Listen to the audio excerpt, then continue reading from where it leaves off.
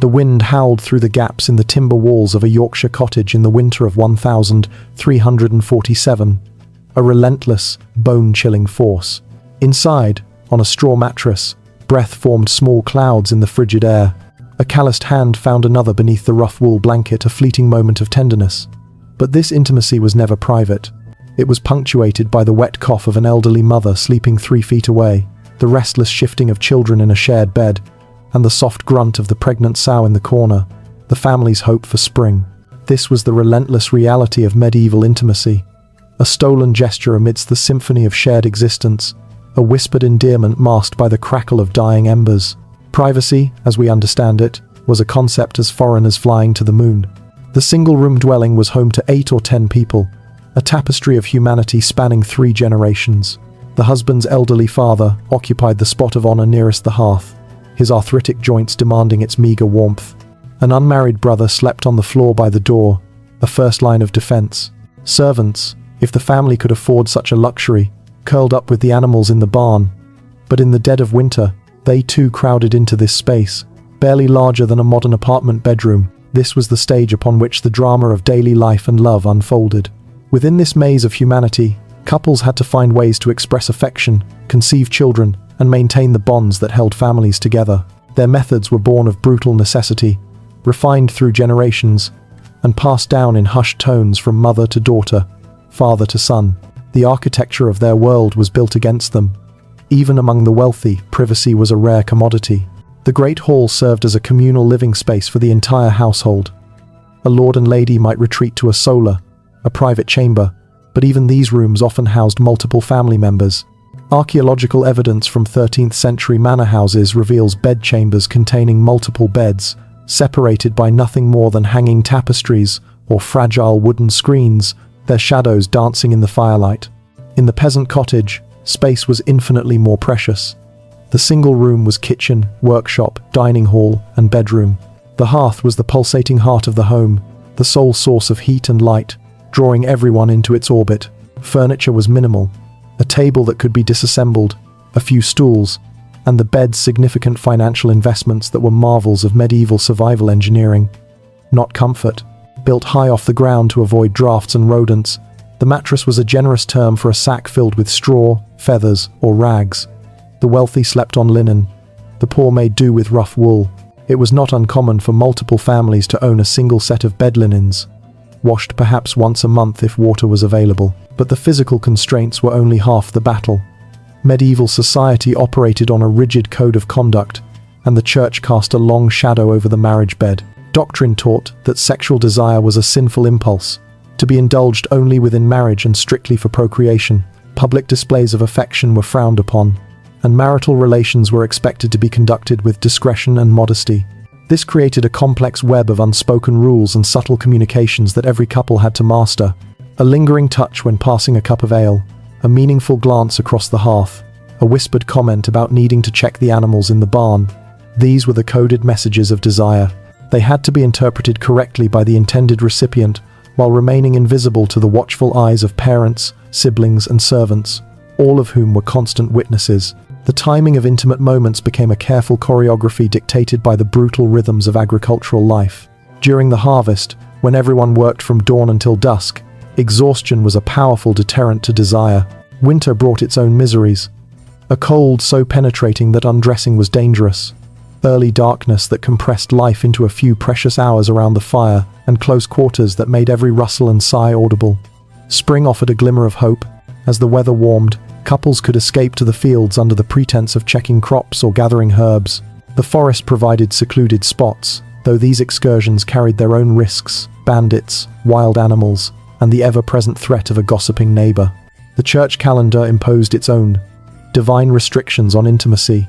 The medieval Catholic Church designated numerous periods of mandatory abstinence. Advent, Lent, and the weeks surrounding major religious holidays were times of penance where marital relations were forbidden. Even within the permitted times, couples were expected to refrain on Wednesdays, Fridays, and Sundays, leaving only 4 days a week when intimacy was religiously sanctioned. This meant that for nearly half the year, a couple's physical connection was, in the eyes of God, a sin. Pregnancy brought another set of challenges. Church doctrine decreed that relations should cease once a woman was visibly pregnant, and the period of purification after childbirth, typically 40 days, further enforced a celibacy that was as much spiritual as it was physical. Against this backdrop of constant observation and moral scrutiny, the medieval couple had to become architects of their own hidden world. They learned to speak in a silent language of glances and gestures. They understood that the heavy bed curtains, often the most expensive item in a peasant household, were not just for warmth. They were a psychological barrier, a fragile cocoon that allowed a couple to imagine themselves alone, muffling sound and blocking sightlines within the communal space. Even then, they navigated the physical realities of bodies unwashed for weeks, clothing that served as both daywear and nightwear, and the constant presence of insects. The luxury of bathing was a rarity, perhaps once a month for the wealthy, and far less for the poor.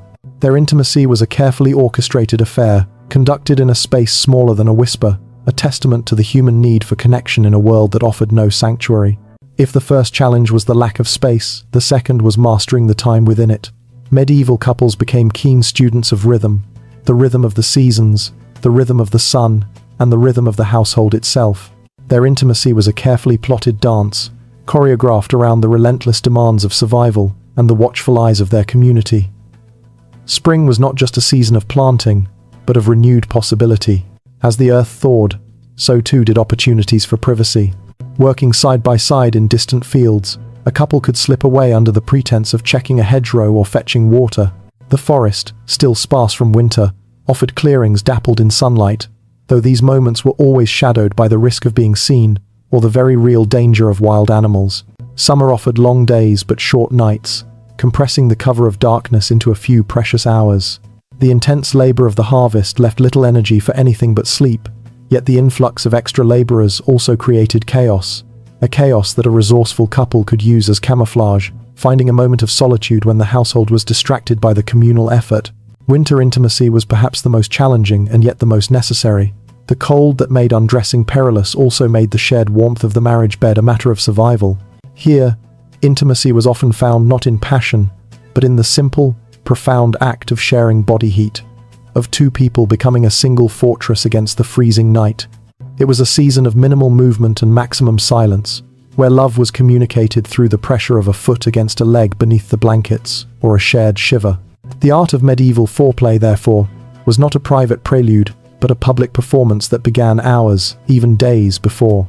It was the cumulative effect of a husband helping his wife with a heavy task, their bodies straining in close proximity, the shared sip from the same cup of ale during a meal, the deliberate brush of a hand when passing a loaf of bread.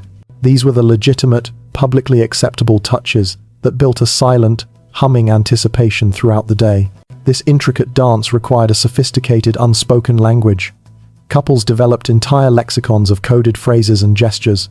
A comment about the grain stores might signal a desire for privacy later, while an observation that the fire is burning low could mean the evening's hopes were to be postponed. The very architecture of the home was adapted to this covert communication. Beds were positioned to allow for meaningful eye contact across a crowded room. The placement of a prized possession, a carved cross or a family heirloom, could serve as a visual anchor point for a silent signal. Even the sound of the church bells, marking the canonical hours, became part of this intimate choreography. The bell for matins at dawn signaled the end of the night's privacy, while vespers in the evening marked the slow, communal wind-down toward the time when intimacy might, just might, be possible. Beyond the immediate family, other figures played crucial roles in this hidden world. The midwife was far more than a birth attendant. She was a keeper of secrets and a confidential advisor. She was often the only person in the village with detailed knowledge of female anatomy and reproductive cycles. Women would seek her out in secret for advice on timing, contraception, and marital harmony, their whispered conversations a lifeline of feminine knowledge that operated in direct defiance of official church doctrine. This underground network extended between mothers and daughters, and between trusted friends, creating a parallel system of wisdom that gave women a sliver of control over their bodies and their lives. The economic and social structures of the age added further layers of complexity. The common practice of bundling, particularly in Northern Europe, saw courting couples allowed to share a bed fully clothed, sometimes even tied together, as a way to experience physical closeness while theoretically preserving virginity. It was a perfect metaphor for medieval intimacy, desire and morality bound in an uncomfortable yet necessary embrace. Furthermore, the cataclysmic event looming on the horizon, the Black Death, would soon reshape everything. The massive population loss it caused meant that surviving families suddenly found themselves with more space and resources. The pervasive presence of death also fundamentally altered attitudes toward pleasure and connection, as people sought comfort and the affirmation of life in the face of unimaginable mortality. But for those with means or faith, there was one unique opportunity for liberation: the pilgrimage. The journey to a holy site was one of the few legitimate reasons for a couple to leave their village and its suffocating surveillance. For weeks or months, they traveled together, sharing hardships and wonders. They slept under the stars, their only witnesses, the moon and the wind. They treated each other's blistered feet and shared meager rations, their bond reforged in mutual dependence. On the road, the care of one's spouse, a touch to soothe, a hand to steady, was not just acceptable but expected. The pilgrimage offered a temporary, sacred exemption from the rules, a chance to discover each other not just as partners in survival, but as companions in a shared, spiritual adventure. It was a fleeting taste of a freedom they would never truly know, a reminder that intimacy could, for a brief moment, breathe in the open air. Beyond the physical strategies and the stolen moments lay the deepest challenge and the most profound achievement of medieval intimacy: the cultivation of a bond that transcended the merely physical. In a world without solitude, couples learned to build a rich inner world, where love was not an escape from their reality, but a deeper way of living within it. Their relationship was understood not just as a social contract, but as a sacrament, a holy covenant that reflected the love between Christ and his church. This theological framework provided a sacred vocabulary for their union, elevating the daily struggles of their shared life into a spiritual journey. The belief that their love could be an echo of the divine gave them a resilience that mere passion could not sustain. This spiritual dimension was a double-edged sword. The practice of confession meant their most private acts were subject to clerical scrutiny, creating anxiety and guilt. Yet, it also offered a path to absolution and a framework for understanding their struggles. Some couples, inspired by mystical movements, even attempted spiritual marriages, renouncing physical relations entirely to focus on a purely devotional partnership. For most, however, the sacred and the physical were inextricably linked. The belief that a woman's pleasure was necessary for conception, rooted in ancient medical texts, created a paradoxical incentive for mutual satisfaction within a culture that otherwise viewed desire with suspicion. Their intimacy was thus a constant negotiation between the demands of the flesh and the salvation of the soul. Their connection was woven from the humblest, most ordinary threads of daily life. In an age where bathing was rare, couples learned to find comfort in each other's unique scent, a sensory signature that became the smell of home. The acts of grooming, picking lice from hair, treating a wound with herbal poultices, washing calloused feet were not chores, but rituals of tender care, performed out of necessity yet rich with unspoken affection. The kitchen hearth, the heart of the home, was a stage for partnership. Preparing a meal together required a wordless coordination, a silent dance of chopping, stirring, and tasting that built a physical and emotional synchronicity.